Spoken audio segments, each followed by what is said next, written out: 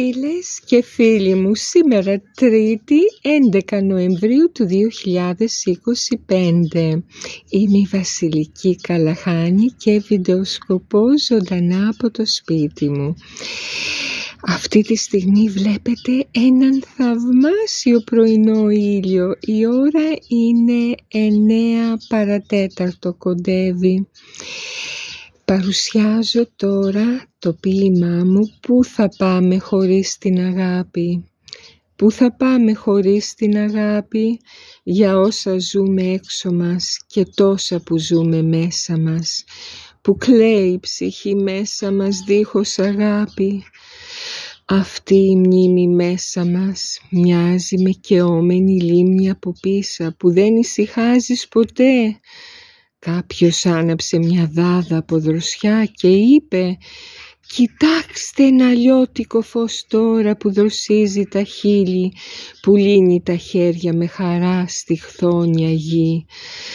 Αχ, ψυχή μου, μη θυμάσαι, τι θέλεις να θυμάσαι, δεν θέλω να θυμάσαι τους πόνους που κομμάτιασαν την ευαίσθητη ψυχή σου.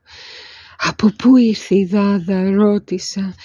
Ποιος την έφερε, ποιος είναι αυτός, από πού ήρθε?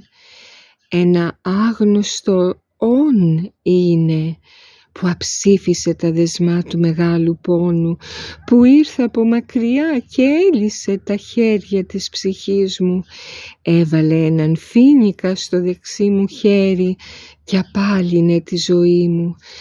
Πού θα πάμε δίχως αγάπη, ξαναρωτώ.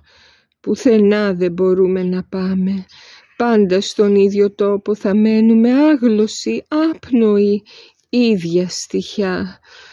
Και αυτός που έφερε την εξώκοσμη δάδα έχει τη θωριά του μεγάλου ήλιου.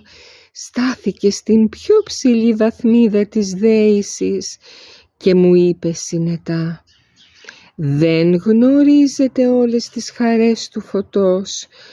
Και αυτή που έφερα είναι μόνο μία ευεργεσία, γιατί για καμιά ψυχή δεν αξίζει να μένει στην απορία, στο να μένει μονάχη, δεμένη στη λυπημένη σιωπή».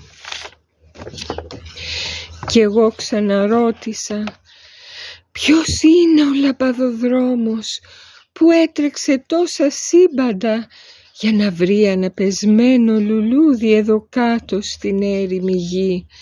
Και μου απάντησε ο δρομέας του ήλιου «Είμαι ο Ιλαδών.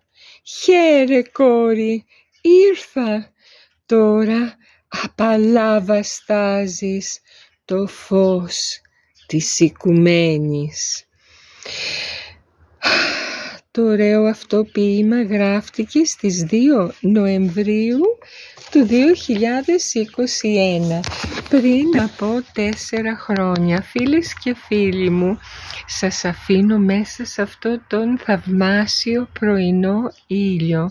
Σας στέλνω την αγάπη μου, να είσαστε καλά.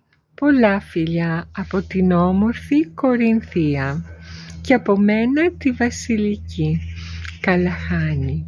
Να είστε καλά. Γεια σας, γεια σας.